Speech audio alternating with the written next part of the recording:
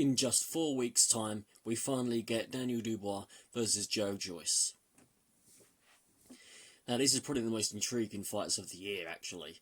Personally, one of the most anticipated fights for me. I'm really looking forward to this one. It should be a great scrap.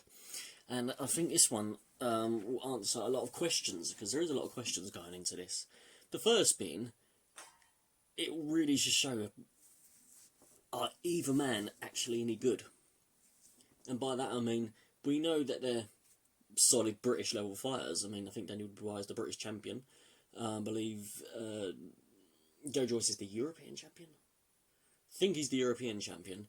So both of them are decent heavyweights from what we've seen of their careers thus far. It's worth noting Daniel Dubois has fought not really anyone. I mean, his biggest win is against Nathan Gorman, and he's hardly a household name, and I personally don't think he's particularly good. I wasn't impressed with Gorman's performance and how overweight he come in his last fight against Richard Lartey, but I digress. This would be an interesting fight to see really where either man is. Joe Joyce is one that probably concerns me about his career going forward more than Dubois. I think Dubois is young and he is talented, so he's got a lot to go on going forward. With Joe Joyce, it's a little bit trickier. I think he's about 35 now, 35, 36. He's not a young man, and boxing really is a young man's sport. He spent way too long in the amateurs. He really should have come out probably a few years before he actually did. At least a few years before he actually moved, actually did turn pro. But he has got a lot of experience, and he is a talented fighter.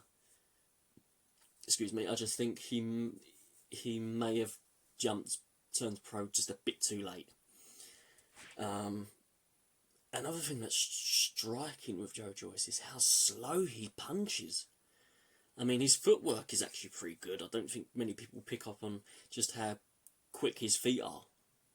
He can move his body when he needs to, but it's his punches, like, they're painfully slow.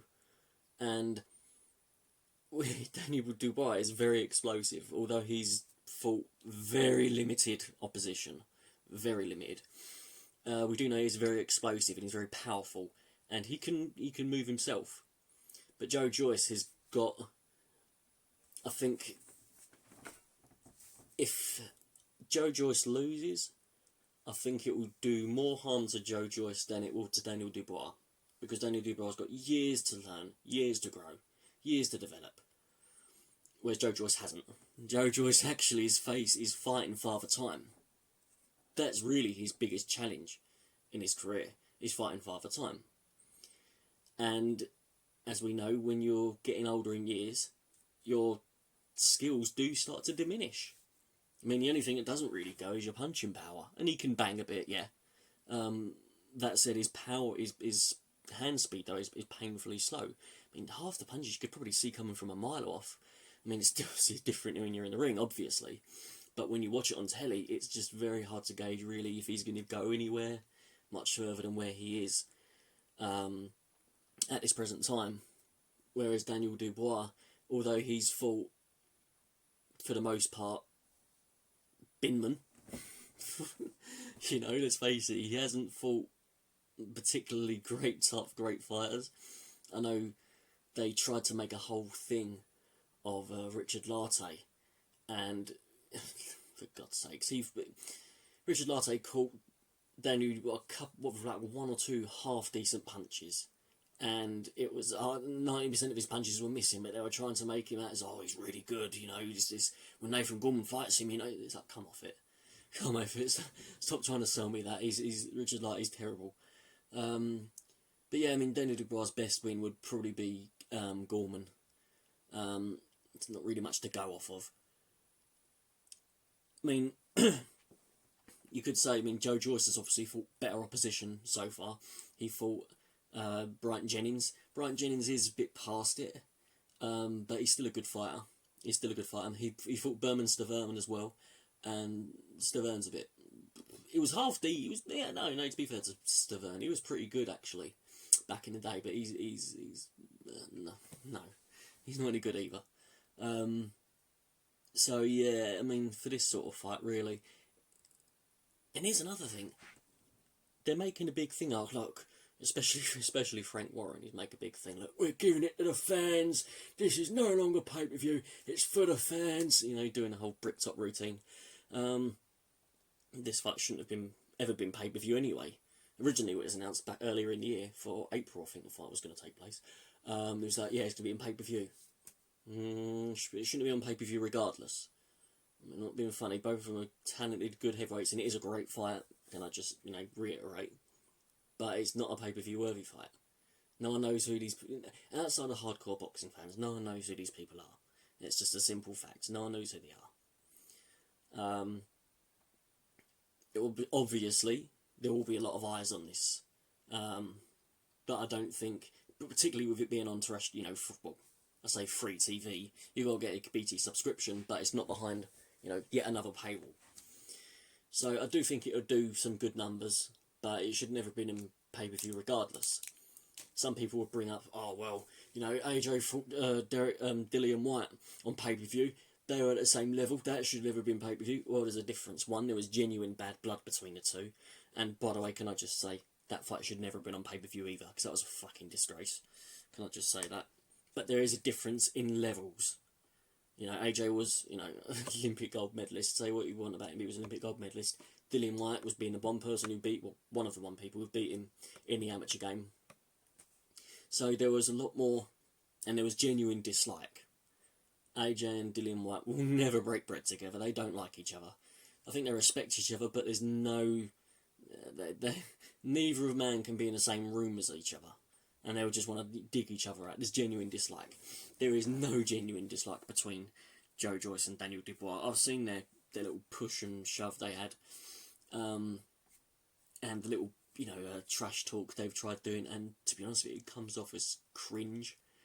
It's really, really cringy. I'm not a fan of their trash talk. I don't think any of them... Neither man is particularly charismatic. I mean, people say, well, AJ isn't charismatic, he's a robot. And, come on. Let's be real. Yes, he isn't charismatic, but at least AJ doesn't sound like he's about to fall asleep. Whereas, particularly Joe Joyce, and to an extent Daniel Dubois do. They look like they're about to nod off. They're very uncharismatic. They have boring personalities, and that's not a knock on either man. It's just a statement of fact. And their, trash talk to each other. It comes across like kids. It's very much like kids, young kids. Trash talk.